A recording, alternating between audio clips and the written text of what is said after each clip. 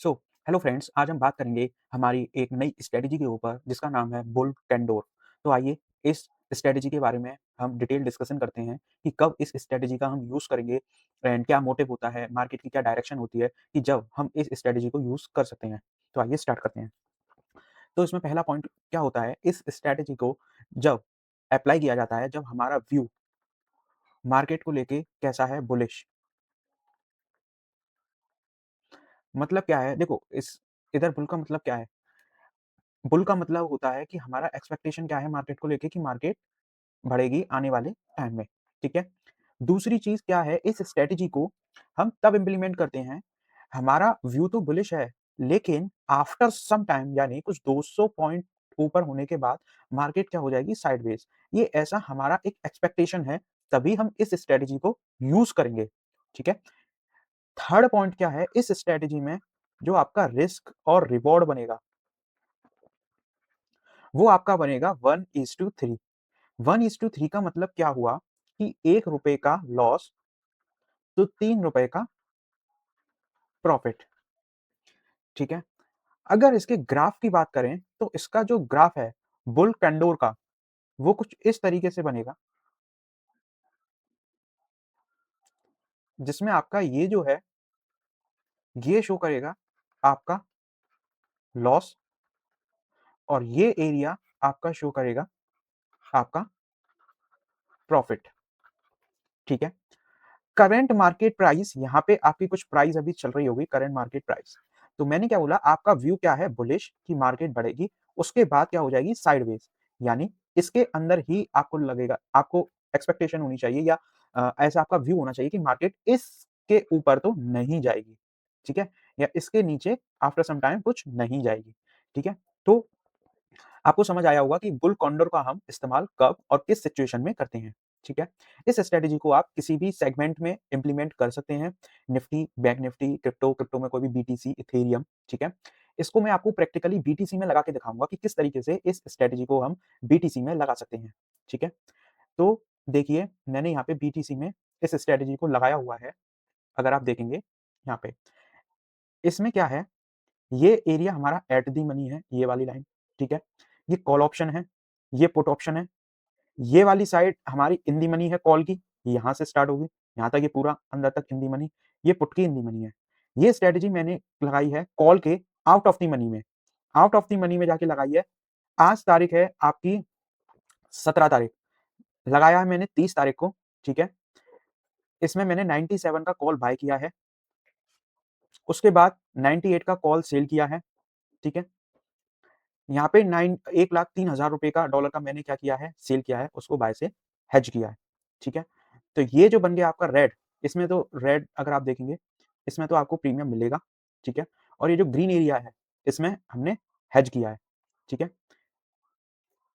अगर मैं आपको बताता हूँ कैसे किया है इसको, तो देखिए, out of the money, out of the money में जाके क्या किया है, सोल्ड, सोल्ड, ठीक है?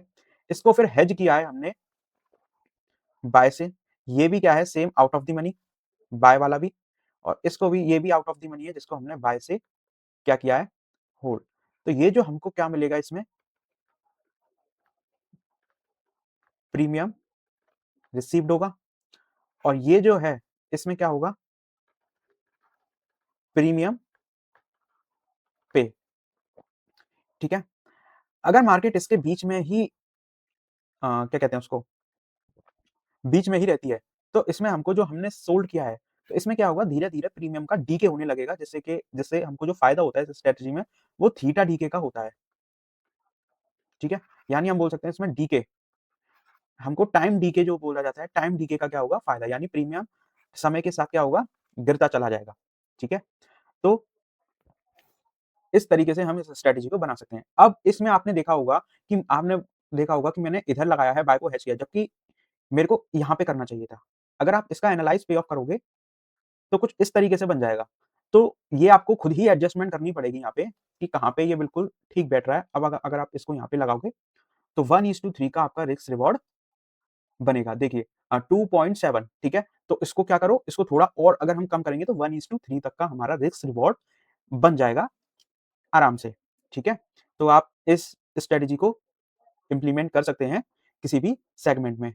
अगर आप देखेंगे यहाँ पे, तो यहाँ पे तो मेरा ऑप्शन का नहीं है, यहाँ पे कुछ $57 का कुछ फ़ायदा दिख रहा है।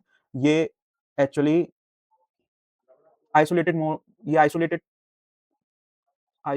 है ये, इस वजह से इसमें जो मार्जिन दिख रहा है वो $3.9 का दिखेगा। यदि आप इसको पोर्टफोलियो मोड में लगाएँगे डेल्टा एक्सचेंज पे, तो ये मार्जिन आपका कम हो जाएगा काफ़ी, ठीक है?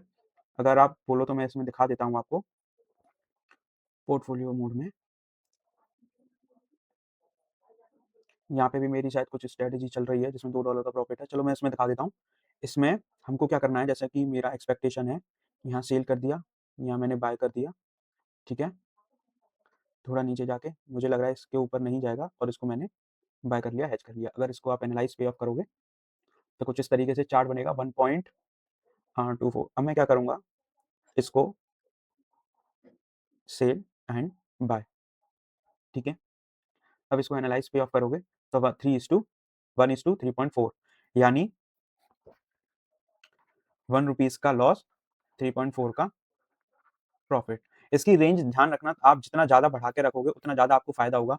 भले ही प्रॉफिट आपका यहाँ पे रिड्यूस होके 2.5 हो जाएगा, बट इसकी प्रोबेबिलिटी ज़्यादा होगी सिवाय 3.4 के। हो सकता है ये 3.4 का थोड़ा ब्रेक कर दे, यहाँ पे हो सकता है यहाँ पे, लेकिन अगर आपका इतना बड़ा है तो ये इसी के अंदर थीटा डी के हो जाएगा। तो इसको अगर आप बनाना चाहो, तो बेस्ट रहेगा 2.5 ले लेना। तो जैसा आपको ठीक लगे आप अपने हिसाब से भी कर सकते हैं, ठीक है? आई होप आपको समझ में आया होगा कि किस तरीके से हम इस स्ट्रैटेजी को यूज़ कर सकते हैं जिसका नाम है bull and door. So I hope ऐसी वीडियो, इन्फॉर्मेटिव वीडियो के लिए चैनल को सब्सक्राइब करें। Thank you.